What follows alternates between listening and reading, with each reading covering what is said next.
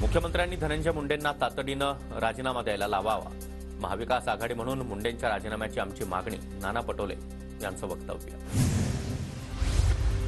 धनंजय मुंडेंना कोणत्याही कोर्टानं गुन्हेगार ठरवलं नाही. मुंडेंवरचा कोणताही आरोप सिद्ध झाला नसल्यानं राजीनामा देण्याचं कारण नाही. दिलीप वळसे पाटलांची प्रतिक्रिया. आम्ही कोणत्याही आरोपीचं समर्थन करत नाही, पण बीड प्रकरणामध्ये धनंजय मुंडेंचा सहभाग असेल तर असं वाटत नाही. एखाद्या नेत्याचा राजकीय बळी घेऊ नये. लक्ष्मण हाके यांची प्रतिक्रिया. वाल्मिक कराडला आज बीड कोर्टामध्ये हजर करणार. कराडची एसआयटीची कोठडी संपत असल्यानं आज कोर्टामध्ये हजर करणार. संतोष देशमुख हत्या प्रकरणी वाल्मिक कराडवर मकोका.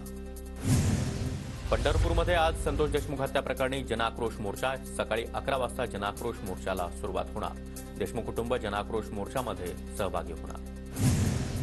सांगलीमध्ये आज सकल मराठा समाजाकडून 1 दिवसीय धरणं आंदोलन. संतोष देशमुख हत्या प्रकरण, सोमनाथ सूर्यवंशी मृत्यू प्रकरणी आंदोलन. सकाळी 11 वाजता आंदोलनाला सुरुवात होणार.